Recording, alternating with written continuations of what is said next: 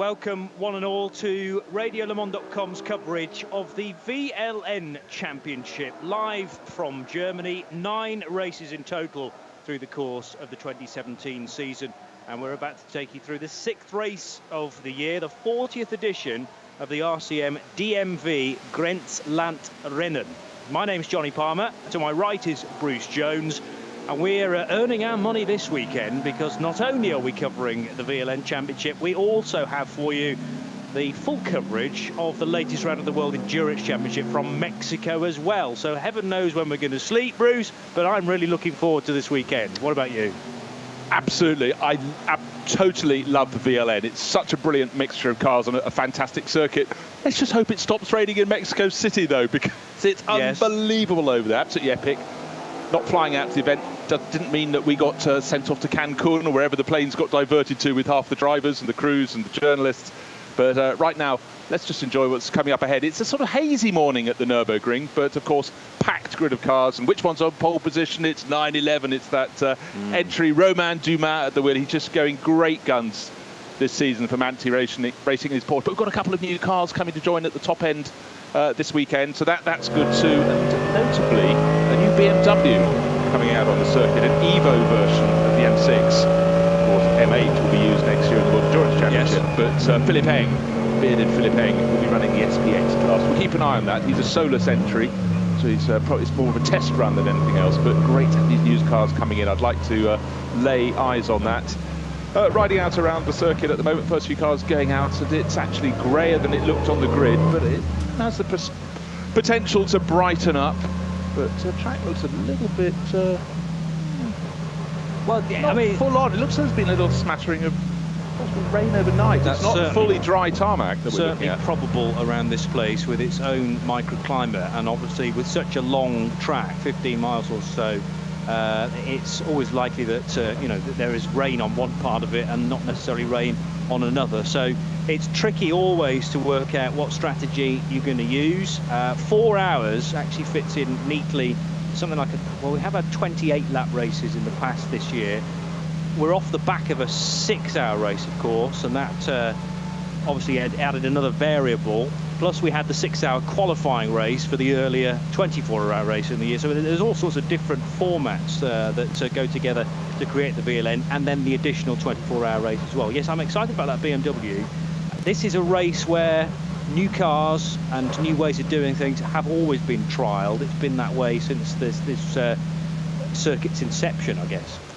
Yes, and quite a few of the cars are used in this just as testing for other championships in which they're competing. And to that extent, last weekend I was at Hungaroring for the Blancpain, and we lost one of the cars. One of the Rover Racing BMWs crashed in the previous VLN event, and they couldn't get it fixed in time. So you're training for one, but such is the pace of in GT3 racing that you absolutely have to be on it every weekend. And a lot of the drivers here, they've all become like Jeroen Bleekemolen, and they race somewhere every weekend between February and November. And in fact, with the announcements that the World Endurance Championship will be running a winter championship in future, effectively through our Northern European winter, it does mean these drivers will have to plead with their families to let them go away for yet one more racing weekend instead of a family holiday. But it's great news for professional drivers. It gives them a lot to aim at. And the VLN, though, is a different event. It's an event that has a lot more fun packed into it, because let's face it, a lot of the drivers out there are doing it simply for their love of driving these sorts of cars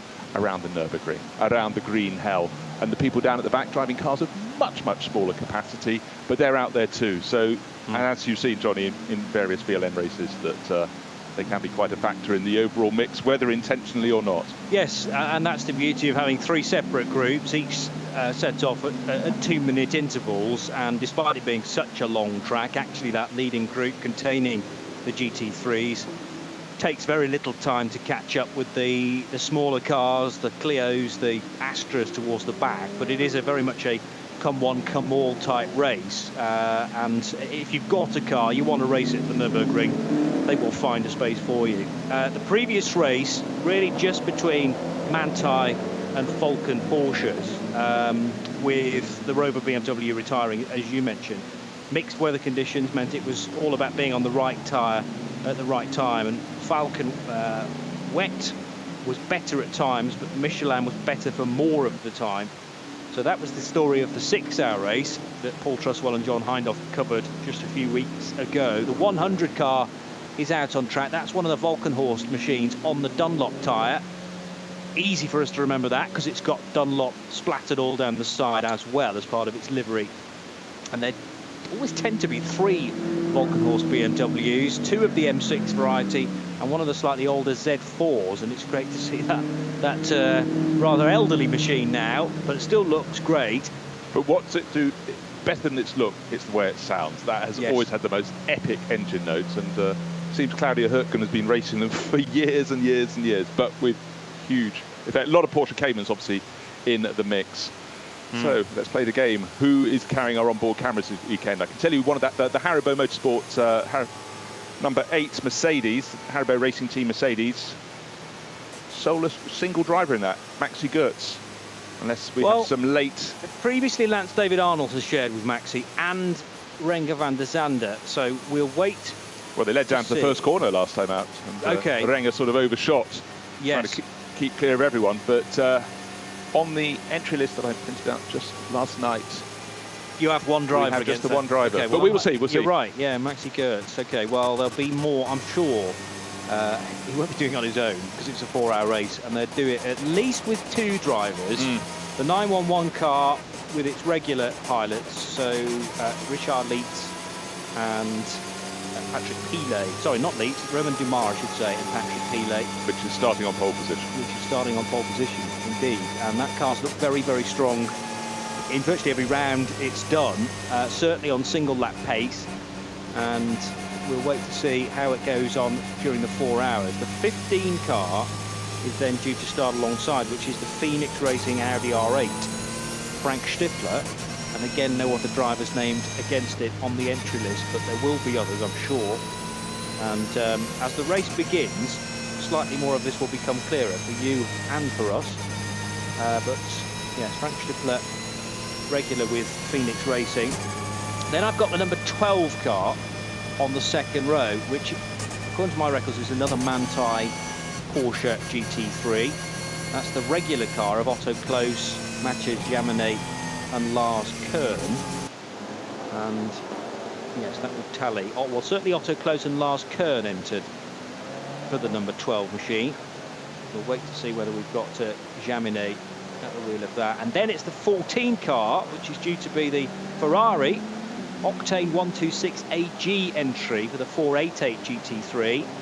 Well, it's great to have a Ferrari in the mix. It's in the still SP9 just the class. one, isn't it? Yeah, well, this came out at the qualification race in Nürburgring 24, but hasn't run in the VLN per se. Yeah.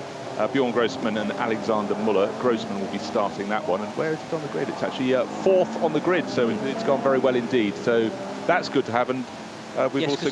the Wochenspiegel Team Monschau Ferrari has been the more regular one, but I can't see that in the entry, unless that's the same car that's been now slightly adjusted with a new team name. But I know, because that normally runs as the 22 car from memory, and that will be a different Ferrari. But yes, it won one of the rounds, didn't it? Yes, it won it did. Round 3 back in the end of June. Yeah, Team Monschau, totally different drivers. I think it's an entirely different mix. Fine.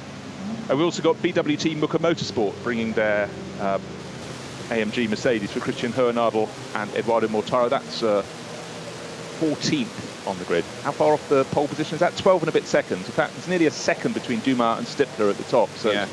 And then Otto Kloos close in behind in that number 12 Manthey Porsche we're talking about, and indeed Grossman in the number 14 Octane Ferrari within just around 2 seconds of the ultimate mark. But we all know qualifying for this is sort of one thing. It's what happens over these next 4 hours.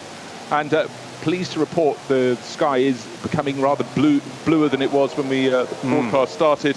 And I think it's early morning mist, haze rather than mist, that should be burning off. Packed pit lane and grid, people getting out there for last minute felicitations to their crews. But yeah, I think we're set for a cracking 4 hours of racing. Conditions look really, really good indeed.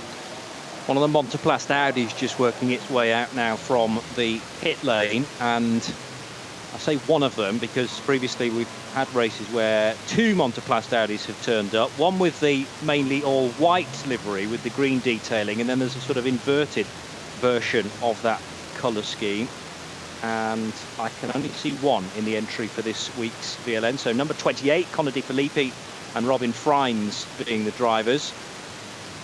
And this great long queue now that stretches back towards the Tiergarten chicane and beyond, almost onto the Zottinger Höhe, because the two other groups of cars that will be set off slightly delayed are already stacking up, almost like a motorway queue. The Monteplastic Audi is on Michelin's, and there was some controversy around the Nürburgring 24-hour weekend, as in that the Monteplastic Audi had both, at times, Michelin and Dunlop tyres piled around it, and because Michelin would not allow the works teams the specific Nordschleifer tyre, whereas Dunlop did, and in the end that car won the 24 hours on Dunlop's. But clearly, whatever the disagreement was with the French tyre manufacturer, that's now been sorted out, because the Monteplastic Audi is on the French rubber. Just heading out from the tight hairpin, which is on the shortened Grand Prix track, so don't go all the way down to the hairpin at the very bottom of the hill. It's the shortened Grand Prix track, but we're very much on the full Nordschleifer lap, and this is the traditional VLN configuration. Also, caught a glimpse a moment or two ago of one of the KTM crossbows, which is a relatively new class. This is Cup X. Cup X for a crossbow. I always get a bit confused by that. See what you're trying to do. Yeah, because we asked the question in a couple of races ago, should it be called the Cup Cross? But that doesn't really make any sense. So it's Cup X for crossbows from KTM's. No, we're not going to trip over that one at all. Not at all. Don't feel. No. Glad you're paying attention. And brighter and brighter it getting sighted another Z4 BMW. They're not dead and buried. They're out there still racing. We mentioned a short while ago that Volkenhorst Motorsport run one, but that's one in a junior class. But of course, that's the very thing. You see most motor racing history in the VLN, because the newer cars become older cars and they trickle further back into groups down towards the tail, down to Opel Mantas. Absolutely. Always puts a smile on my face. Yes, that ripple of heritage, I suppose, that goes back further down. The heritage flow, it has a rather nice ring to it. It sounds actually like a boiler for your house or something, doesn't it? Hot water system. There's a gap in the market there, Bruce. Get it patented. So the cut through, which is available to the cars, if there's a drama on the Grand Prix lap, you can duck back into the pit lane. Obviously that part lap will not count, but we've seen a couple of races ago there was quite a significant incident into the gravel trap to driver's right, just as the cars were heading onto Hatton back, and it meant that the cars that involved in that little coming together meant they didn't have to do the full Nordschleifer. They just skipped into the pit lane to get their cars quickly fixed and then sent back out again. As I say, you do effectively lose a lap, but it's a heck of a lot better than having to trundle around the Nordschleifer with 3 wheels on the car, for example. It makes a whole lot of sense. I mean, it's always a conundrum having this lengthy lap. Yes. But there has to be a solution of some sort. But even looking at a long shot down from the tail, what I call it the tail end of the grid, it's the tail end of the straight section going past the pit entry and stuff, but cars are coming from the Tiergarten exit, those who've gone around the shortened Grand Prix loop, and it just takes a while to get all these cars to filter into position. But gradually, I love that moment when all the crowds that are milling around the cars are told to go away, and the grid is revealed in all its splendour, and that's actually a lot of the time the only chance, and the first chance we have to spot cars that haven't made it out there. And then we'll probably see a gaggle of them at pit exit. But yes, it's depending from where the angle is, the camera angle is, how much the grid you see. It's always a tricky one. But right now, if there aren't 1,000 people on the grid around the cars, I can't count the number, but it certainly looks about that number of people. Starting to peel off a little bit into the pit lane, thank goodness, at this point. So, Johnny, up front, we've obviously got the Mante Racing, that 911, but you look, number 11, 911, but that has winning last time out with Dumas and Mathieu Jaminet, swapping the drivers around. Roma won the opening round with Pilet and Machiavecchi. They have some tip-top drivers in that crew. It's sort of Porsche underwritten in so many ways. Obviously, Mante ran their cars in the World Endurance Championship until recently, and but they're going back in so many ways to what they have done decade in, decade out in Germany. Hugely so, and Manthey here with not only that car, but a couple of others as well, including the 12 machine. We've got the Close and Kern car, but it's always very tricky to read this race because you get various incidents on a lap and then these localized yellows, often with an intervention vehicle in the middle of it, sections of track coned off as well. And it's really about when the leader, or indeed when the second and third place cars hits those, not literally hits them, but encounters those incidents around the lap. And also when you go back to green as well, because if there's a section of track that goes back to green more quickly than the section of yellow that the leader's in, then you get a massive delay, and all of a sudden a gap that might be 30 or 40 seconds on one lap is condensed to nothing. And that's the beauty of this race. It's almost impossible to factor every variable in to your strategy across 4 hours, isn't it? Oh, absolutely. I mean, you just have to play what's in front of you, because it must be crucified. You've cut corners here, there and everywhere, taken all the risks around the circuit to build a 20-second advantage, and then it can go. But equally, it can go the other way as well. So yes. Stars have to be aligned, but it's all about keeping on the island, keeping going. But I must say, at the very front end, what we're starting to see is, I think, the top 4 or 5 cars are starting to pull away. They've developed through the course of the season, and certainly the car that's on pole position, that Dayglow yellow and green Mante Racing car. And also, as we said, the driver line up there, Romain Dumas, and he and Patrick Pilet this weekend. What they don't know about racing 911s, isn't really worth knowing. But dry conditions, getting brighter by the moment. Light wind. It's great to see the international flags looking down over the circuit. It's obviously a very proud Norwegian somewhere down there. That must be presumably around Christian Kronos's car, the Walkenhorst 100 BMW. And then the other side of the track, a big Dutch flag being waved. And a lot of international representation, but obviously the overall tone is it's a German championship in Germany, but all comers are welcome. And certainly, if you take the time to look at an entry list on the VLN website and work your way right down to the back, and Johnny just looked up one particular flag is, and we know blue in the middle, white either side, red top and bottom. It is the Thai flag. So does that mean we've got Piti Bhirombhakti somewhere down the field, or one of the several Bhirombhaktis? I saw 3 of them racing out at the Chang International Circuit in Thailand early this year, so it's clearly a very racy name.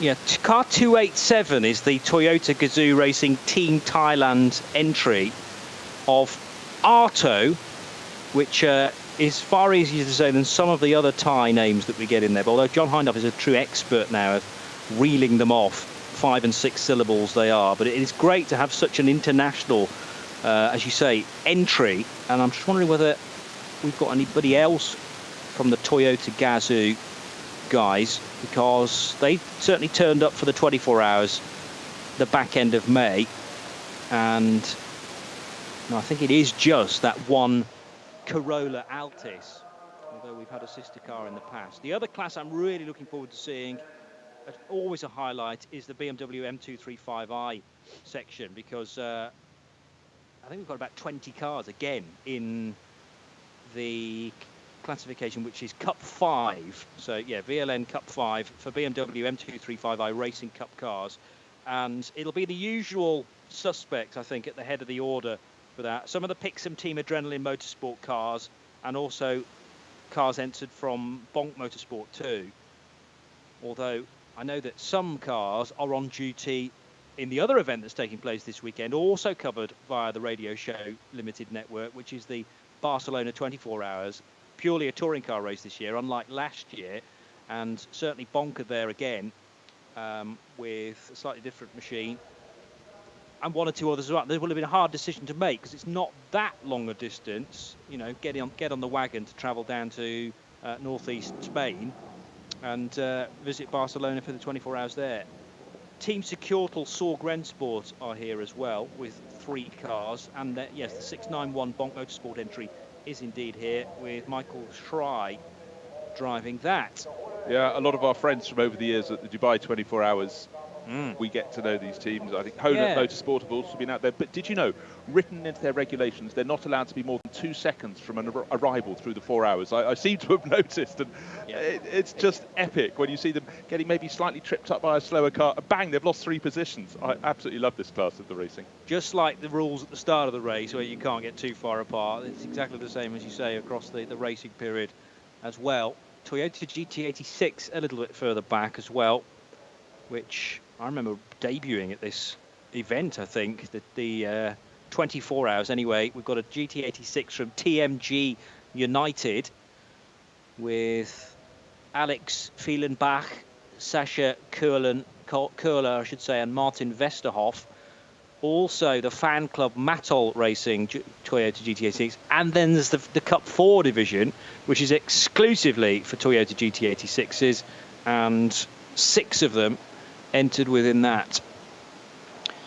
There's the 15 Audi from Phoenix, which is parked up at the moment then as we look at the grid on the right, but it will be drivers left as the cars start, right up alongside the Porsche car number 911. So it's 911 and 15 on the front row. But as soon as they get the go-ahead at the start, it's we're no strangers to seeing sometimes 4 or even 5 abreast GT3 cars thunder their way down to the first corner. And then they all kind of got to get into single file, because unlike at the 24 hours where we run with the Haug hook, as it's known, a right and very quick left-hander, this is the Grand Prix configuration, at least to the start of the lap, where they do the full Mercedes arena. So it's a sharp hairpin right and then a succession of left-handers.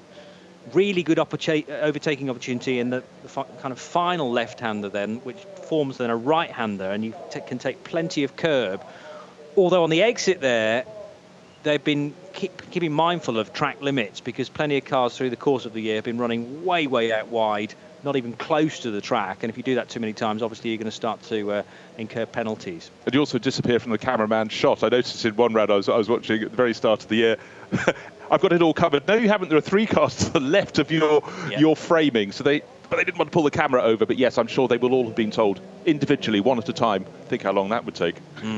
Yes. 180 plus cars here to play. Early September, sunshine, conditions looking good. People actually wearing jackets, so that I'd mentioned there's a bit of a breeze. I can see the trees moving around a bit. So, yeah, a September morning, but I think and what's going to turn out into be a very fine day. So just to reiterate, front row, we've got Romain Dumas starting the 911 Mante Racing Porsche. Alongside, we've got Frank Stippler down at the moment as a sole driver in the Phoenix Racing Audi. Then on to row 2, as you mentioned, Johnny, the second Mante Racing Porsche, number 12, Otto Close at the wheel. And 14, the Octane 126 Ferrari, waving the flag for Maranello, making its official championship debut this weekend, having done the qualifying race for the Nürburgring 24 hours. That is alongside Bjorn Grossman from Obendorf in Austria at the wheel. So waiting a chance to see them in all their beauty when people who are now being flagged off the grid starting to withdraw. Yeah, starting to pick out the colours of the cars.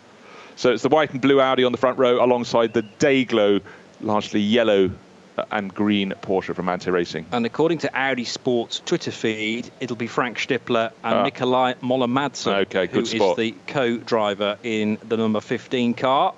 And qualifying, looking like it was held in wet conditions with a fair bit of spray at the rear of that car. That was yesterday, or was it earlier this morning, qualifying? I'd need to check that. But it's we're due for a midday start through till 4 o'clock. Yes, site training early this morning, and I believe qualifying was held today. So it's all compacted into the single event. OK, that also explains why the first shots we saw of the track, I still thought it looked as though it had been damp. Yes. And therefore, even though the track will be drying, and it now looks fully dry, drivers need to know the curbs might still be retaining a little moisture, as will the grass verges out beyond. But well, particularly on the Nordschleife, where you've got overhanging trees down into the foxhole. I mean, that could be very tricky on the first few laps. If indeed it stopped raining, then you just need the succession of cars, don't you, to dry the track and clear that water away. Absolutely so. But also, mustn't forget that round 5, the 6-hour race, the last one we had, dry for the first half of the race, and then suddenly rain arrived. And I think the fastest cars found it at Schwedenkreuz. So you've gone a third of the way around the lap, or a quarter. You've gone through Flugplatz, think all is going very well, and suddenly at Schwedenkreuz, arcing to the left before you get up towards Arenberg, and suddenly you don't have the grip. You don't want to back off. But fortunately, not too much aquaplaning happened out there, but certainly it was a big, nasty surprise for the drivers. Good. The grid, the first third of the grid, is now almost clear of people. Still have a few cars being moved into position in the background. from about row 10 backwards. But I think once the people are out of the way, they can affect that task. So don't forget, Romain Dumas starting on pole position, Frank Stippler on the outside of the front row. Otto Kloos, Bjorn Grossman, then Maxi Goetz in the Haribo Racing Mercedes on row 3, and alongside him we have Kelvin van der Linde, 34. That's the Car Collection Motorsport Audi. So great variety of cars at the front end, but good to have that Ferrari in there in the mix. Welcome on board this weekend. Yes, there is another Ferrari, by the way, further down the order, which is one of the older 458s. So that high-pitched scream of a V8, which is normally aspirated, will be present on the grid. And he says, frantically working his way through, it's car 139, which is the NGK Sparkplug Racing Team car of Mike Jaeger, Stefan Koller and Christian Kohlhaas. And that is a slightly more regular Ferrari with, I think, a 3-tone paint scheme, unless that's changed for this event. And the headlights on what is a relatively dull morning, soon to be afternoon, it's pierced through the atmosphere.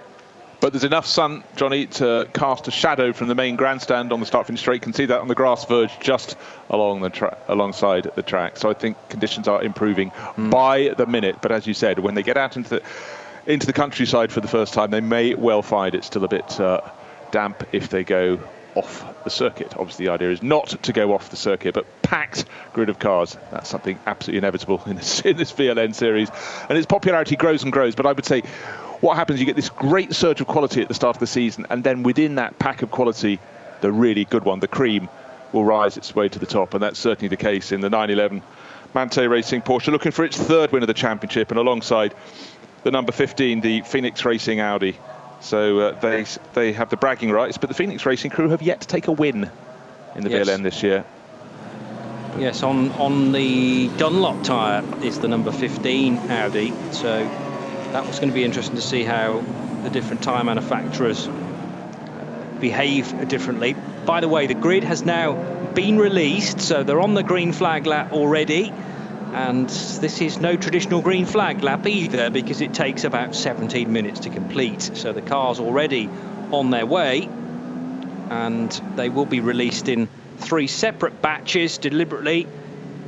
And obviously towards the end of the Dottinger cars will start to work their way into more traditional 2x2 formation ahead of the rolling start. Monteplas car with a bit of work to do. The Renault RS01 is also quite a bit further back too.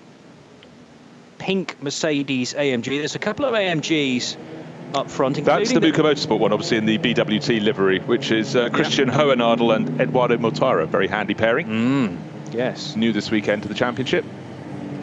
Just ahead of it is the 2-tone blue Black Falcon Mercedes. Yes. It's a healthy entry of GT3s this weekend. The Falcon Porsche is there too, obviously on the Falcon tyre, and then the rather large BMW with its big footprint just tucked in behind. The second of the Volkenhorst M6s just ahead of the Z4. But one of the AMGs struggling to get away. Now, is that one of the GT3 cars? Is it the GT4 runner, the new GT4 runner? Yeah, because of car the number smaller 52. rear wing. Oh, well spotted, Johnny. Yes, that's in the SPX class. SPX, okay. That's the Black Falcon GT4. Of course, that made its championship debut last time out, the GT4 runner. Yeah. And let's hope they can get that fixed. At best, it will be starting from pit exit. Won't be the only car doing that. I can see 3 others sitting in there, but hopefully that's just a little switch that's been knocked or something, nothing too serious. But obviously the GT4 class is something that's growing at a rate of knots worldwide. Mercedes very much want to be in that mix. So pit start, I will write in my notes and hope that proves to be the case when it gets to racing. But it's attention to something inside the cockpit that's going on passenger side, but maybe that's just simply because the mechanic can fit in that way rather than looking at anything under the bonnet. So could be good, could be bad, but it could be electrical. That's the big problem. Second grid of cars now moving past the start line to go onto their formation lap. They don't get a Porsche to lead them round. They have a Nissan Juke by the looks of things. And this is packed full of Porsche Caymans first and foremost, but some 911s in that mix as well. Track drying as the drivers go down into the start of the Mercedes arena. And again, the first corner at the Nürburgring is a scene of so many ambitious moves on the start of at the start of a race. And when you've got 4 hours of racing, is it strictly necessary? But you'd stop a driver from trying to gain a place or two. So frantic activity to try and get one of 2 Mercedes-AMG GT4s moving. The 52 car has not got away. It looks like, therefore, the 54 car has done, which is the Mercedes-AMG test team, Uwe Altzen automobile group. Yeah, that was the one that made its debut last time out, whereas the Black Falcon one is new this weekend. Yeah, okay. And possibly that's why it's had a little hiccup. Fabian Hamprecht and Mike Stursberg due to be at the wheel of the 54 car. I assume very similar lineup as it was last time around. The same. Exactly the same. Very standard looking BMW E36 or similar working its way through. That's the thing I like about this race, is that some of the cars just like road standard. And yes, the almighty Porsche, which always takes the eye now. Looks like a Kramer 935. 935, it certainly was. It certainly wasn't, or it's not listed on the entry list as a 935 anyway. It's a Porsche Cayman with special bodywork, I reckon. Yeah, you're right with the Kramer bit though. Can't find it initially, but it's a favourite, a fan favourite certainly. And yes, the look of the early 80s. Yeah, late 70s. I'm going to look through the entry list while you're having a little think. I suspect that may be a little out of position. It's in the second batch and tucked in behind a load of the Cayman MRs, the GT4 spec Caymans. So I'll be looking out for that car to make progress in the early laps. And it's a bit of a mug's game looking down the entry list. It could be lunchtime by the time I've got to the end. So I'll wait for a number to appear on the door, and that'll help us out. But good news, the conditions are getting brighter and brighter by the minute as we wait for the start, which is in about 13 minutes' time. And now the third grouping of cars is just going down the sloping drop to the first corner behind their safety car. And this is a lot of the M235i Cup cars running in the Cup 5 class. This is about as far apart as they will be all race. Always so much fun. I think it's probably the Porsche 997 K3. K3, yes. Kramer Racing How did I miss car, that? What car number? 600 in Group H4. You know, I think that was the point at which I bailed out. Always the way. Car 666 will certainly have the lead at certain stages in Cup 5. But sometimes only for a corner, because it will be fighting away with often 691, which is certainly up there too. The black BMW M235i. That's from Bonk, and the first one we mentioned is from Honut. And great liveries on some of these Cup cars, I must say. Yes, I mean, I like the fact that there's a blue one, there's a red one, there's a black one, and well, we're commentators. We like these little sort of helping hands. Yeah. And the Pixum Team Adrenaline livery as well, which is very easy to pick out, blue and orange. But this great long run of M235Is, looking very straight at this stage. Can't promise they'll all be have straight panels on them at the end. We've had some big shunts through the course of the year as well, particularly a couple of races ago along the Dottinger Höhe involving, I think, 3 of those Cup 5 BMWs. The Manta is there. Fans of the Opel will be pleased to hear that, with the foxtail on the aerial. It's not a VLN race without that Manta, is it? Indeed. It's a token and a pivotal element of the championship. That's the Kissling Motorsport entered Opel Manta, car number 617. As the white flags are waved at this stage. Now, I presume that's just to indicate that everybody's going slowly rather than a single more slow car. Well, judging by the way the cars... Oh, OK, unfortunately that 52 Mercedes from the GT4 car from Black Falcon is now being pushed back into the garage. Radio communication between driver and engineer. Now engineer communicating with mechanic. I hope he's not saying you need the number 3 hammer. I hope it's... Actually, hammer fixes can be quite good, because if it's something that just needs to be hit, but if it's electronic, then that is a disappointment. So just to mention, the TV cameras are going to be onboard cameras on the Haribo racing team Mercedes. Maxi Götz starting that, and he's starting from 5th on the grid. He's immediately behind the so an all-white Ferrari. Yeah, well, that's the one. That's the Octane 126 yeah. car. It's got a white stripe up the bonnet on one side of the bonnet, but yeah, rare to see a white Ferrari. I rather like it, actually, I must say. So that's going to be easy to pick out, and then there's 458, which is much further back down in Group 2. But yes, they're already then working their way up the hill now, and effectively on the way to the carousel. But this is the kind of prolonged incline and a chance to really let the car do its stuff here, because this is, once we come to race pace, almost flat out stuff. Despite there being significant curves and left-handers, you're still accelerating after the bridge across the village there at the bottom of the valley.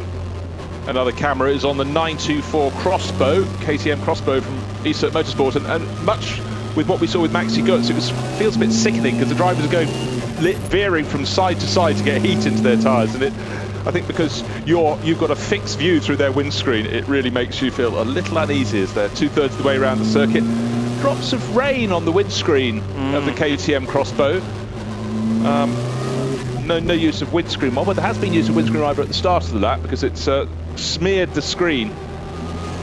Romain Dumas is standing in the pit lane, therefore he's not started the car that we thought that is on pole position. Therefore, by my process of elimination, it must be his teammate Patrick Pilet. That makes sense to me. It must be listed according to who set the time. So bear with us on the opening lap as we try and make sure we have the correct start driver. And in the Porsche Cup, we have another TV camera mounted. That's on the Gigaspeed 911 GT3 Cup car, shared by Alexander Mies, Tim Schibart, and Steve Jans. And it's Jans starting because he's very helpfully got his name written on the sleeves of his overalls. And again, just checking his screen, yeah, a tiny spattering of rain to the outside of the screen, but honestly, I don't think it really counts. I think it's the sort of rain that's maybe just a bit of spray that was kicked up by cars that had ventured out over the curbs and sucked the moisture from there. But again, while on the start-finish line, where you've got the wide open spaces between the grandstand and the pit buildings, there was a fair deal of sunshine. Out at the back, it doesn't look too sunny, then you suddenly get to a slight break in the trees. The sun is there, but there are large shaded sections, as you'd expect, Johnny, around the back of the ring. Yeah, but there's this faint haze then elsewhere, as the 101 car is the noise you can hear in the background. That's the Porsche 911 from Gigaspeed team Getspeed Performance. So they've got it on the 100 and the 1 and the 101 Gigaspeed cars. Okay, so we'll look out for those. And that one's shared by the 101. We're riding John Schaffner, Janine Hill, 2 American racers, and Arno Klaassen will be in the 101. And let's hope none of the cars carrying the cameras have the onboard camera kiss of doom that leads to early retirement. But certainly up at the sharp end of the field in 5th place, as the cars start to get a bit of speed up, is the Haribo Mercedes with Maxi Götz on board, looking at the back of the Octane 126 white Ferrari, and just one place ahead of that, Otto Close in the red and white Manti Racing Porsche. And then you've got the Audi on the front row, the white and blue car from Phoenix Racing, and the pole starting 911, also from Manti Racing. The easiest car to pick out, bright day-glow yellow with green flashes.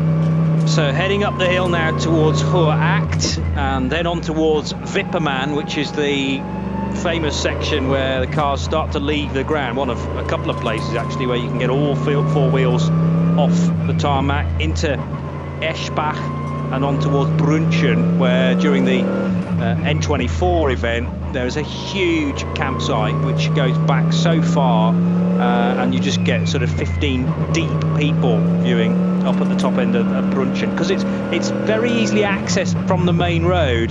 So if you bring in a caravanette, yes, access to that area is pretty good, although there's a fair smattering of fans for this VLN race up there as well. Well, and you know what, Johnny, a lot of the fans, they don't just stay at one corner. They will move with their cars to places that are near the access roads around the outside. But I still think that shot at Brunchen with that enormous bank in the cutting through the trees, filled with camper vans and tents and people, is one of the epic motor racing shots. It's motor racing locked into the landscape. I think it's absolutely fabulous, and the Germans just really, really get it. This is such a great event, and also you can dip in and dip out. So I'm not saying you go off and do your shopping at Lidl or whatever halfway through the race, but I love the fact you can move around, because one race where you're sitting in one position for 4 or 5 hours doesn't do it for me. But to move around a circuit, and a circuit as majestic as the Nürburgring, that is why people come from all around the world to compete in the VLN. Yeah. And if you've never been to the Nürburgring and the Nordschleife, certainly Brunchen somewhere to head to, but also Hatzenbach, because there's a great viewing area there, almost arena-like, as the cars come off the Grand Prix circuit and start to plunge their way down towards Flugplatz and then beyond towards Arenberg. But Paul Truswell and I spent a bit of time on Hatzenbach back in May, and just mouths open for that hour-long period as well. I just presumed that the mouths were open so you could pour some beer in, because sitting there with a pretzel and a beer, watching these brilliant cars on a fantastic circuit, that is so good for the soul, Johnny. Paul had one of those hats where the beer slot in either side on the hat, and he had a couple of straws going. He never leaves home without it, I've been told. That's right. Aha, now we're on the Renault RS01, number 55. So that's another onboard camera. They're gradually running through and letting us see who's wearing them this weekend. That's Heiko Hamel, Felipe Fernandez Lazer, and nickname, alter ego, Dieter Schmidtmann. Yes. In fact, is there a series, is there a race in the world that has more people with little inverted commas around their name? No, it holds the record. Just ask Steve Smith. Oh, ... Yeah. Well, I kind of like the mystery of the fact that we don't know all of these people, and a lot of the names on the entry list appear in speech marks, so they prefer to remain anonymous. But Steve Smith it is, et al. The chip DKR Renault RS01, car 55, starting in the lead group as well. Yeah, so that means we've got one car in the SBX class. Actually, the one car I haven't spotted is the M6 GT3 Evo. Look out for number 53. I haven't seen it as they've... Well, obviously, they can't scroll down every car in the field. It would take too long, but it could be at the very back of... Zigzagging there, but I know it's probably going to be carrying a traditional BMW, the M-Power livery. And that one does. It's white with the blue and red stripes up the body, so could well be in about 12th position, 12th, 14th, just waiting for our timing screens to spring back into life. And if that's the case, it's just in front of the Muka Motorsport, and they're doing that now, just in front of the Muka Motorsport bright pink Mercedes AMG. Yes, I'm sure you're right. Or is that one of the other Walkenhorst cars? It might be. The white and yellow one, number 100, and the metallic blue, number 35. But again, a very, very long shot as we see the cars coming down the straight towards Tiergarten, snaking from side to side, and literally as far as the eye can see, because we see the cars just coming out of Duttinger Höhe. And still they come from out of the trees. In fact, now we've seen the safety car at the back of the first gaggle of cars. When I say gaggle, we're looking at, well, I suppose it must be 60 cars, Johnny. Yes, yeah, that's usually the limit for each of the groups. And a really good turnout of GT3 cars for VLN 6. After this, 3 more races to go, the next in a couple of weekends' time. We're covering them all here on RadioLeMans.com and Radio Le Mans Extra as part of the Radio Show Limited network. So thank you for joining Johnny Palmer and Bruce Jones for VLN. Bear in mind as well that the Barcelona 24 Hours is already underway. So as soon as you're done with us here, you can change over to RadioLeMans.com proper for the 24-hour coverage. Take a brief pause for qualifying for the Mexican round of the World Endurance Championship later on this evening, and then we're bringing you the full 6 hours of Mexico tomorrow. Our build-up starting at 5:30 British summertime. Do the relevant calculations wherever you are in the world, or just go to radiolemans.co, the website, and the calculations will be done for you. The Ferrari 458 is in the lead group in its white, black and red livery, but we have a Ferrari on the second row. On the front row, it's 2 German marques, though, and the classic rivals of Porsche versus Audi. Manthey Porsche, with Patrick Pilet driving the Michelin-shot car, which gets away. A lightning start. Safety car barely in the pit lane, already taking place then. And Manthey Porsche's virtually first and second, whereas the Phoenix Audi is left a little bit for dead there.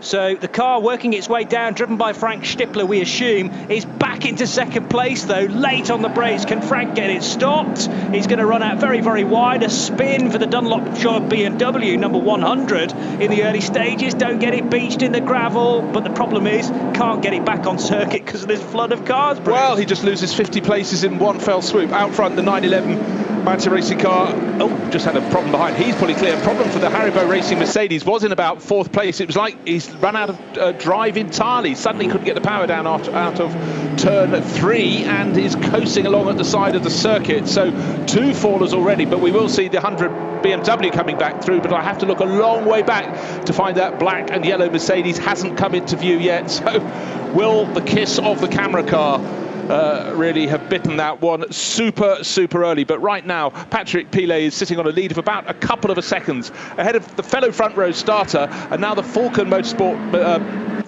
Porsche is powering into 3rd place, starting to challenge the Phoenix Racing Audi as they come up to the chicane, but already through it and clear is Patrick Pilet. What a dream start for them, and what a terrible start for Maxi Götz in that number 8 Mercedes. Yeah, so Götz stuck way back, in fact now stopped on the grass. Maxi Götz in the Haribo liveried Mercedes AMG, that livery carried for a number of years by Porsches, but transposed to the AMG last year, and sadly it doesn't even make it to the end of the Grand Prix track for the first time of asking. Next batch of cars heading towards Tiergarten now and about to be unleashed onto the main straight. Clearly there's no rule here about overtaking before you get to the white line, the timing line, because there was overlapping and overtaking taking place well before that for Group A. And the batch of Porsche Caymans then, together with a couple of 911s about to get going. Further back in the pack is the K3 as well, the 937 Porsche, which is making strides already. I wonder whether that was slightly out of position, and it's gliding its way now between Caymans, so the Kramer car could very well lead the class before they get to the first corner. Not quite. It's going to be in 2nd place behind that red and black Porsche. He's about to be given a tip as well. Oh, how they missed him. What happened? He got, I think, a little blow up the back much earlier on the brakes than some of his rivals, but now it means the first 2, including that K3, have made their escape, and the rest of the Caymans literally on top of each other as they go out of the 2nd corner down to the 3rd. And again, who's bravest on the brakes? Why are you having to be so brave at this early stage in the race? But I must say, they did their start 2 by 2, and the only difference was the fact the K3 just had more grunt and went past a load of them, but exemplary driving. I just wonder whether the K3, the 997 K3, is carrying a little bit more weight, so therefore it has to apply the brakes. Oh, we've got cars off. That's the 8 Mercedes being recovered with an intervention vehicle, and that was almost like a figure of 8 type race. As the Mercedes came across at 3 o'clock, everyone else was trying to go across the circuit at about 10 o'clock. Somehow they missed him. Johnny, at that point, I hadn't seen the rescue car. I thought it was one of the packs spinning off to the right, but they only just got that car away from the circuit. Doesn't matter, situations behind us, no damage was done, but it was just one of those weird shots, just didn't quite tally. But again, in the second batch of cars, the first 2 have made their break, facilitated to a small extent by what happened with the number 8 Mercedes being pulled to the side of the circuit and out of the way. But right now the Caymans are trying to get back into nose-to-tail formation, but certainly the big winner there was the K3 that came through and gained about 5 or 6 positions, just simply blasting down to the first turn, getting a sight of the number 8 Team Haribo Racing Mercedes. The character on the side is bright yellow and it's got its thumbs up, the Haribo bear, but sadly it's thumbs down, isn't it, Johnny, for the that fantastic looking car. But also very sad for us, that was our car right at the front end that was carrying the onboard camera. Started 5th, yes, it did. Got through the first couple of corners, and then sadly for Maxi Götz, no game to play. Now the 3rd batch of cars coming through Tiergarten, ready to make their start. These are the M235i Cup cars and also Renault Clios, and I dare say that our fabled Opel Manta is in that batch as well. So waiting to see if their start can be as good as it could be, and was indeed for the 2nd batch of cars. And the only big problem for the 2nd batch of cars was that K3 coming through and then having to brake a bit earlier than the Caymans behind. But I thought there was contact. We had a quick replay and it was close, but no contact. So well driven everyone there. And the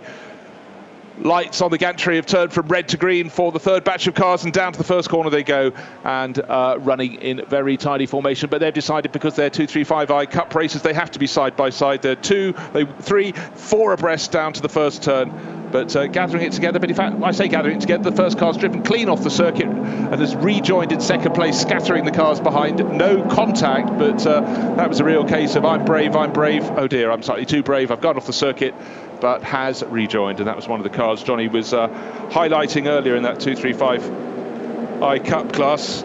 Cup 5 is the listing. That's the way you find them on your entry sheets, but that was one of the cars from Saw Grensport, orange and blue cars. My thanks, as always, by the way, to @RightTurnLover, who always gets stuck in terms of involvement with our broadcasts. I'm not sure what we would do without you, Right Turn Lover. They never sleep, do they? Wochenspiegel Ferrari was run last weekend in the Portimao 24-hour series, so presumably there's some stuff to do in between that event and this.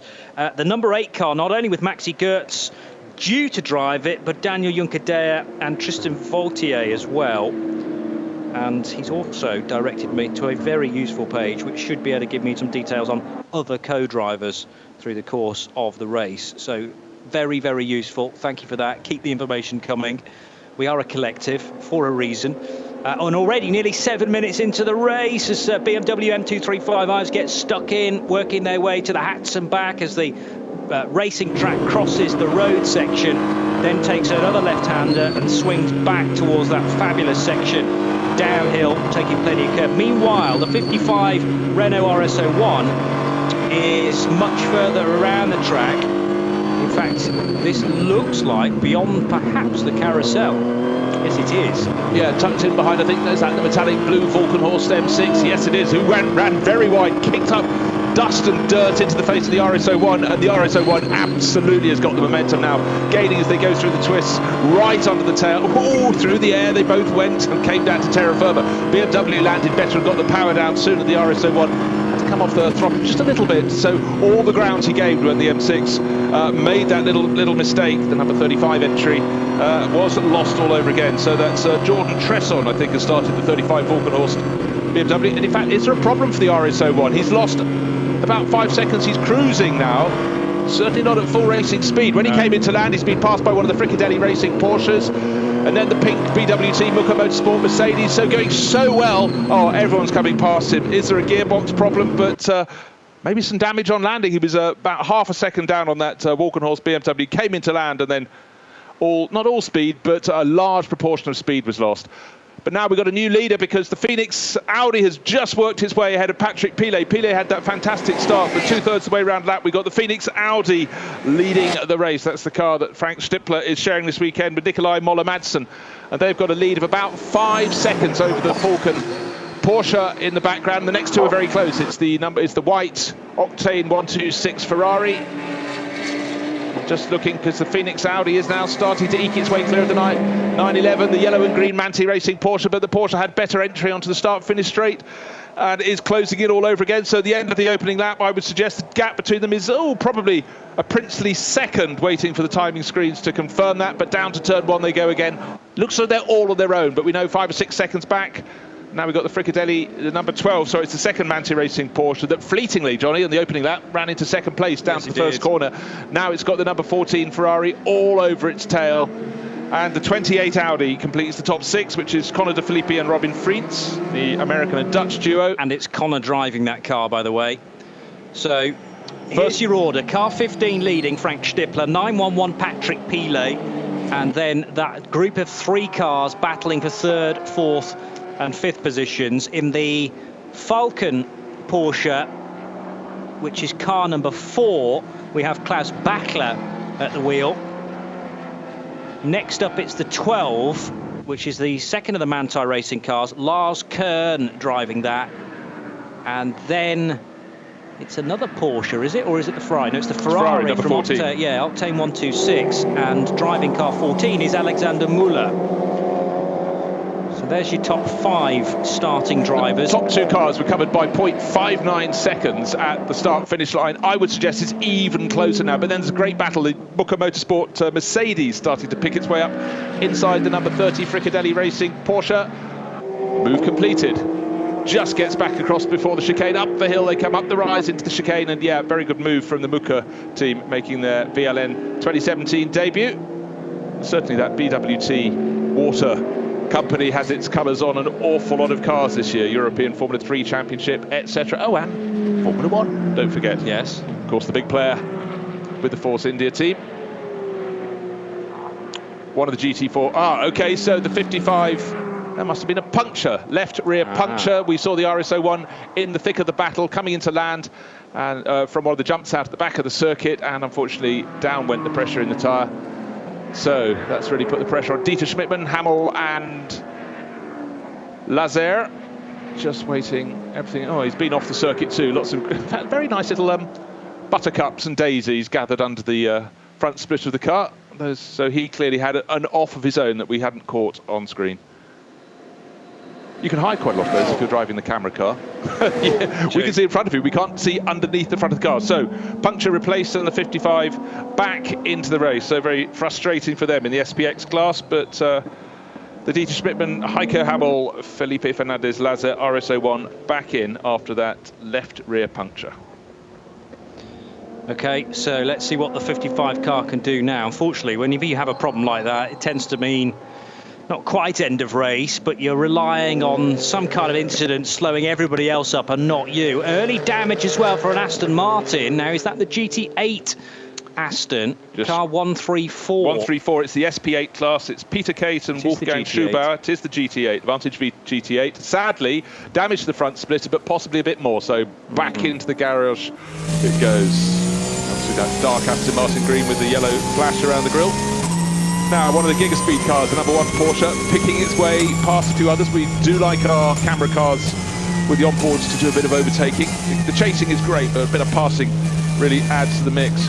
You know, if I just walked into the studio now and had a look at that screen, I couldn't tell if that track was wet or dry.